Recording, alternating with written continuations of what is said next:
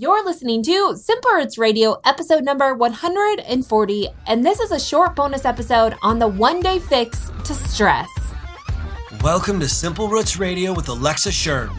Alexa believes that simplicity in life is the key to achieving true and lasting health.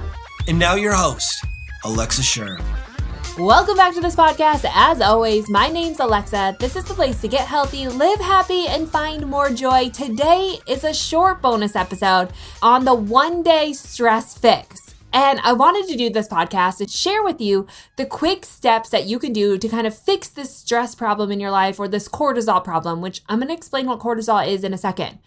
But the reason I wanted to do this short bonus episode was because we're in the later parts of the metabolism series. Like, we only have a few more episodes left, and we've been talking a lot about the mindset. In fact, in the last episode number 139, we specifically talked about how force creates resistance and how to change your mindset to really walk in health. Now, one of the things that I see so often is that we're just so stressed about everything in our life that little things that normally wouldn't stress us out now have become a stress. Like, we're just so in tune to it and so overwhelmed by it that we can't escape it. And so I wanted to do this one day stress fix to help you take a deep breath and get back into a cortisol rhythm, because cortisol isn't a bad thing, but there needs to be a rhythm to it. And when that rhythm's out of balance, then it does turn into a really bad thing. And we see all kinds of things go on in our body that aren't healthy. And that's why we talked about that in the last episode, about switching our mindset to be one less of force, because force is a stress, and more about desire and your values and wanting to do it.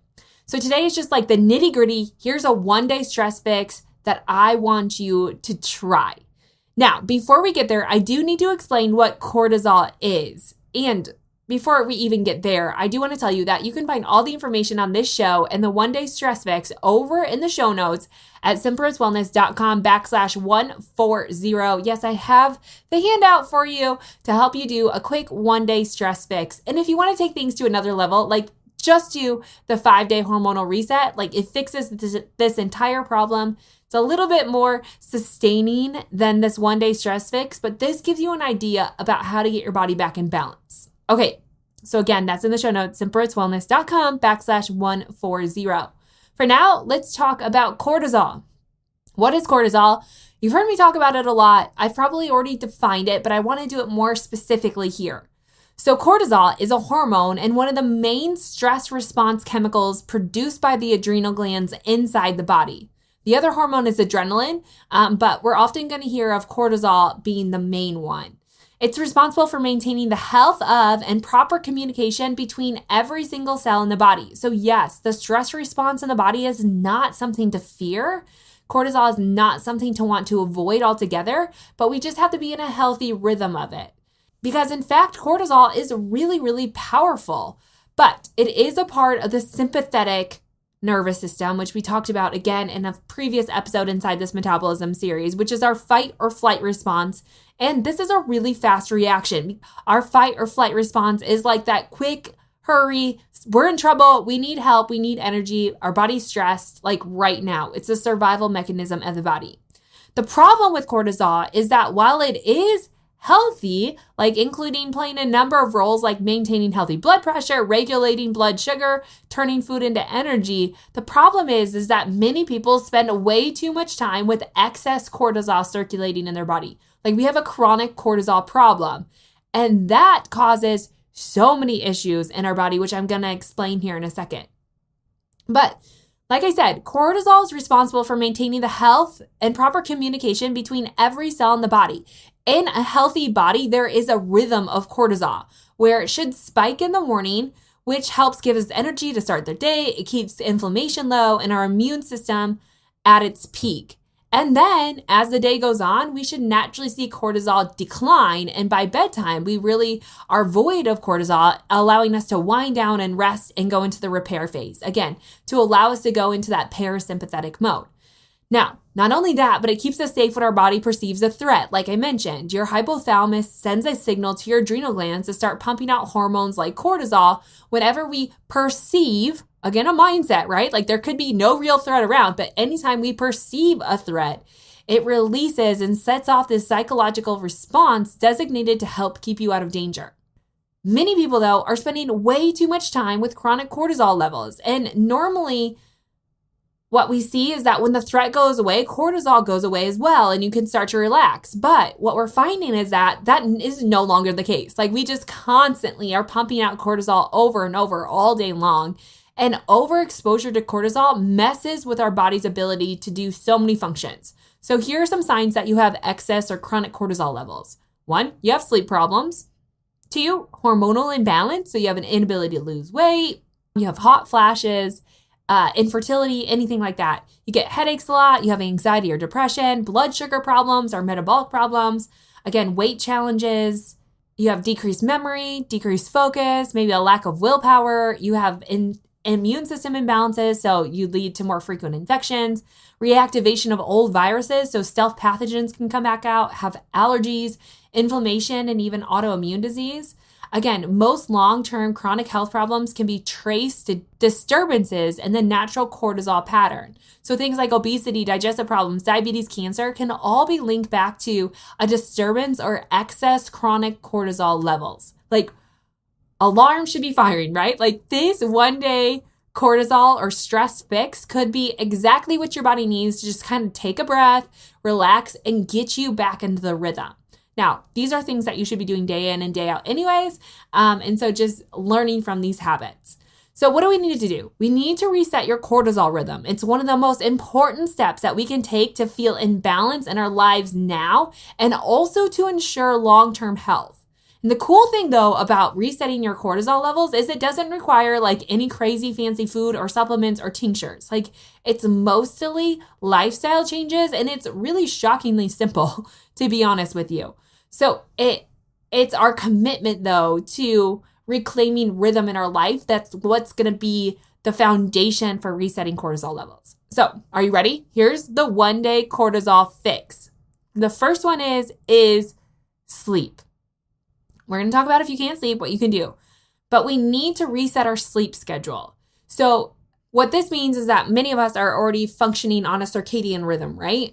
We might have messed with this, and so we have an insomnia or an inability to fall asleep, all the things. But what we really know about cortisol is that it's directly related to melatonin. So when cortisol is high, melatonin is low. And melatonin is a hormone that comes into our body to help us reach deep sleep. Now, when we have excess cortisol, and one of the reasons naturally what's supposed to happen in a natural rhythm is that cortisol plummets at night so that melatonin can be released. But when we have excess cortisol going on and chronic cortisol levels, then we see that we don't have melatonin being produced and released, and therefore we can't reach deep sleep, which also implies we can't reach detoxification and increase our immune system and all the things that happen at night. Not to mention, not getting enough sleep leads to intense cravings for sugar and carbohydrates, a lack of energy, and a lower immune system. So we need to reset our sleep cycle. So how are we going to do this? Well, first of all, we need to get at least 7 hours of sleep. Now, there is some data like sleep chronotypes that you could get a little bit less sleep, maybe if that's like the person you are where you know you can function on 6 hours, but really, if we see chronic cortisol levels and we see any kind of disease process, we're going to say that most people need a minimum of 7 hours of sleep. It's kind of like the magic number. And the most crucial times to sleep are between the hours of midnight and 2 a.m., which means that we need to try and go to bed between 10 and 11, ideally, maybe even before that, to really reach deep sleep. So step number 1 in this one-day stress fix is that you have to go to bed between the hours of 10 and 11. Again, the critical sleep cycle is between 12 and 2, and this is just studied based on sleep cycles. It has to do with the light outside, right? Like the change in light and how our body responds to that. This is just the natural rhythm. So going to bed, getting 7 hours of sleep, trying to go to bed between the hours of 10 and 11 at the latest. And if you can't do that, then we know that the number one sleep disruptor is electronic devices. So here's some tips to help you get better sleep, to help you release more melatonin. Do a digital detox at night, right? Like, try not to be on your phone at least an hour, maybe 2 hours before you want to fall asleep. So put away your devices by 9 p.m. If you're watching TV, you got to try some blue light blocking glasses and even wear those after the sun goes down. I honestly wear blue light blocking glasses anytime I'm working on a computer or looking at a device, especially at night. So blue lights are one of the most disruptive thing that we have working against our melatonin levels because it releases cortisol at night when we shouldn't be doing that, right? Like our circadian rhythms are run based off of the night and light cycles. And so we need to get back onto that rhythm. So trying to do a digital detox where you put away your phone, at 8, 9 o'clock p.m. If you're watching TV, then you put on some glasses, maybe 30 minutes before you want to fall asleep, read a book. Like you might not pick up very much of that book because your body's actually tired, but reading in that way can actually help your body to relax and get ready for bed. If you do work night shift, and I'm going to bring this up because I get questions all the time. Well, this sounds great, but I work the night shift. Here's the deal. You can bank sleep. So if you're trying to stay on a sleep cycle, know that you can bank sleep. So on the nights that you're not working, make sure you get extra sleep. Maybe take a nap before you go to your job. So banking sleep or getting extra sleep in preparation for not sleeping over a night shift is really, really helpful for your body. Also making sure you eat well on the job. And then there are a lot of adaptogenic herbs that you can use, like ashwagandha, that will help your body to deal with the stress of not sleeping or working the night shift and actually help you to sleep better so you can bank more sleep. I'm going to have that in the show notes. So if you're interested in night shift stuff, go to the show notes, or you just have problems sleeping. I'm going to give a lot of resources to help you do that and the adaptogenic herbs that can help you. So again, tip number 1 on this stress fix, this one-day stress fix, is you've got to go to bed the night before. So going to bed between the hours of 10 and 11, doing the digital detox, reading before bed, and if you can, buy a pair of blue light blocking glasses. They really do change things. The second tip is you're going to follow the light. So what that means is that the light, again, really changes our cortisol levels for the best. It's one of the best ways to keep our cortisol in rhythm. And that means in the morning hours, it's really, really important to get some daylight, natural daylight. Now, even if it's a cloudy day, you're still going to get the rays of the sun that are going to help. So trying to get outside for 10, even 15 minutes if you can, preferably. And if it's way too cold where you live and you're just not that kind of person, then sit by a window in the morning. Like if you get up, do your morning routine, eat breakfast in front of a window and try to get as much natural light as you can hitting your body. This penetration on your body really helps to, again, re-solidify your circadian rhythms in your body to release that cortisol in the daytime when your body needs it. And starting your day off with natural light actually helps your body to relax better later in the day. I know it sounds bizarre and it doesn't seem like it matters, but natural light is a really, really critical point. And what we find is that so many people wake up, they get ready in the dark, they drive to work in the dark, and then they sit in a cubicle away from windows. So if that's you, make an effort on a break to go outside and just walk around the premises for 10 or 15 minutes. If you can at lunch, walk outside or go sit by some lights and, move your computer over to a window or something like that. But natural light is so much different than blue lights or fluorescent lights that most of our bodies are being hit with or penetrated every day. But the key would be, if you can, wake up and get outside, do some activity in the daylight. Number 3 is you got to eat at the right time. Now, next week, we have a whole podcast with an expert on intermittent fasting and fasting in general. But I'm a huge, huge fan of this. And one of the reasons is just because it's so healthy for our circadian rhythms and it helps our hormones to flow at the right times because our circadian rhythm directly influences our hormonal flow. So if we have hormonal imbalance, we probably have the root cause of our circadian imbalance. So eating at the right time, doing intermittent fasting, right? Having breakfast and finishing all of your food within a 10, maybe 12-hour period. If you're just starting out, that means 12-hour window. So if you eat breakfast at 7 a.m., you have to be fully finished eating by 7 p.m. I like to scrunch that down into an 8 to 10-hour window. Just find that people have more benefit from that. But if you're starting out, do the 12-hour window. And the most critical thing with your circadian clock and excess cortisol levels is that you stop eating about 3 hours before bed. So if you know you're going to go to bed by 10, right, you have to stop eating by 7. So your last meal has to be finished before then. If you're going to go to bed at 11, maybe you can push supper back a little bit later and do 8 o'clock, but it really will change your circadian clock. So eating at the right time. Now, what's also fascinating for my low carb friends is that they're finding in the research that very low carb diets actually increase your cortisol and your likelihood of putting on belly fat. Now, that is like, wait, like all the low carb diets are telling me that I can lose belly fat, right? This is found mostly in women and it is research. But what they're finding is that extremely low carb diets, especially at night, is actually a detriment. It's increasing your cortisol when you should be decreasing it. So it doesn't allow us to get into the right response. So there's something called carbohydrate cycling, and it's something that I focus more on, right? In the morning, your breakfast should be mostly proteins and fats, vegetables, right? Like all the things. And then as the day goes on and progresses, your dinner should be one of your smallest meals of the day, but also contain the most carbohydrates. So maybe here you have a baked sweet potato or you have some kind of starchy vegetable, like you focus more on the carbohydrates at night rather than the morning. Actually helps to suppress cortisol so that you can start to reach that deeper sleep. Yes, it is fascinating, but it is true. So that's the research. So eat at the right time and try eating more carbs as the day goes on and less in the morning. Number 4 is to reset after work and before dinner. So when you come home from work, try to take 30 minutes to an hour to like really regroup. Now, it doesn't mean you have to be away from your family, but maybe it's this time where you just play with your kids or you go on a hike, you go on a family walk or you take your dog to the dog park. Like do something that kind of turns off work. Again, trying to push us out of sympathetic mode and back into the parasympathetic mode, which is the rest and digest phase. So we can really start to come down and start to lower those cortisol levels as soon as we get home from work, so that we can start to rest more easily at night. Because again, if you're catching the drift, sleep is the most important thing for cortisol and stress levels. So trying to do something, resetting after work, like I said, it doesn't have to just be like silence or meditation, but it can be something fun that you actually enjoy doing of just kind of decompressing. Number 5 is to avoid caffeine and alcohol. Oh man, you're like shutting this off right now, but bear with me, right? I'm not saying that you have to do this forever, but specifically caffeine and alcohol are stimulants. So yes, even alcohol, some people think it makes them sleepy, but it actually is not helping you reach deep sleep. It's actually a stimulant and a toxin, so your body has to process it.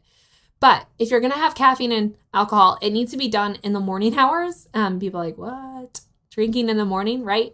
For this one day stress fix though, like no caffeine, no alcohol. And really, again, they're both stimulants. They both influence the production of melatonin. In fact, melatonin isn't produced in the effect of caffeine or alcohol. And some people are overly sensitive and caffeine takes a long time to process out of their bodies. I happen to be one of those people. It has like a 24-hour half-life in my body. So it means it can take a full day for me to actually get rid of that. And there's a lot of people out there like that. So avoiding caffeine and alcohol, again, both stimulants. And this is in the case of stress. A lot of people drink alcohol because they're overly stressed, but that's actually causing more stress on the body. I know, mind blown, right? So trying to avoid that if you're overly stressed, and at least in this period of time to reset your cortisol levels. Number 6 is be active. And I think this is actually number 7, but whatever. Be active. We know activity, while it increases cortisol at the time, right, it's kind of like a stress on the body. It's actually doing the opposite long term. So while it has an influx of cortisol initially, long term, it's actually helping your body to relax and regroup and kind of do the processing that it needs to do. So being active is really, really huge. Now there's this threshold of like being overly active, which is way too stressful, and not being active at all, which is also stress to the body. So that's the sweet spot of being active, but not overly active where you push your body into kind of that survival mode or you start to threaten your body's survival. So being active. And then the last one is, of course, to eat clean. Like I can't not say this because here's the deal. Chronic inflammation is a huge trigger of cortisol imbalance. And one of the number one producers of chronic inflammation is our food that we consume. So things like excess sugar and processed foods and excess carbohydrates and bad fats, like all of these things are producing chronic inflammation in our body. And that is the number one trigger of cortisol imbalance. In addition to blood sugar imbalance, processed foods, poor quality fats, and high sugar can cause inflammations that leads to chronically overactive cortisol levels. That is the research.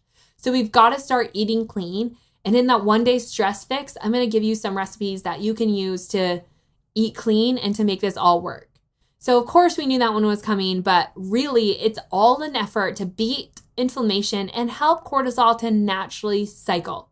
Now here's what's so cool about this is that it doesn't take long for your body to get back in rhythm because your body wants to be healthy more than we ever give it credit for. So like I said, there are many benefits to getting your cortisol back in rhythm, like regulating your hormones, but really you're going to feel so much better. Your heart rate's going to slow down, your muscles are going to relax, your circadian rhythm's going to improve, and there's going to be a lot more blood flow to your brain. So you're going to have better focus and concentration and creativity, and you'll just be happier in general. Now, you're like, holy cow, how do I do this? It's a lot of things, but remember, it's mostly lifestyle.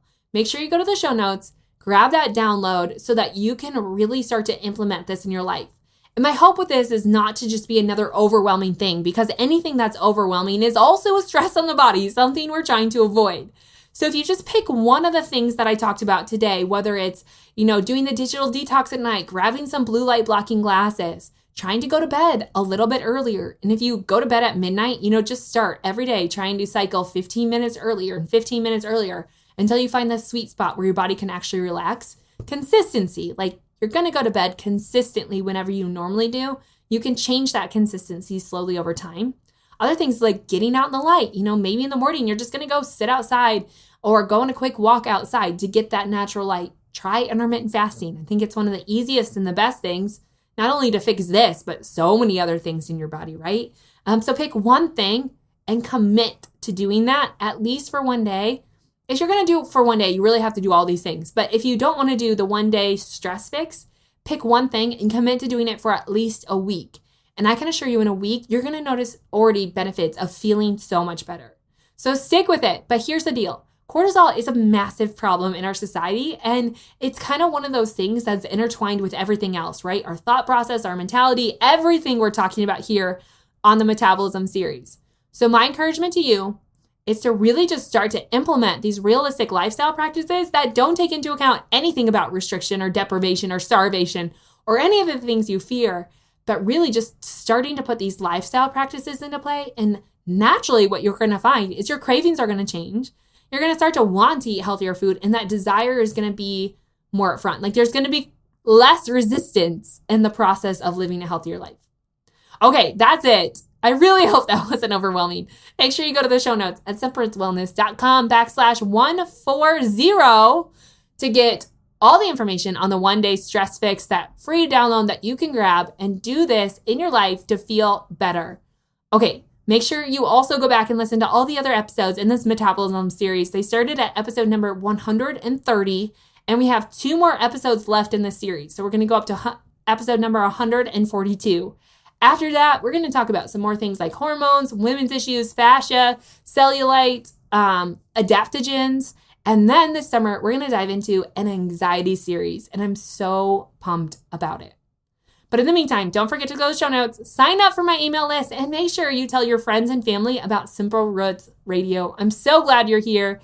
And I will be back next week talking with an expert all about intermittent fasting and just long-term fast and what that can do for our body. I have a ton of questions that I'm so excited to ask him. So stay tuned next week as we dive in with him. In the meantime, here's to having the best weekend.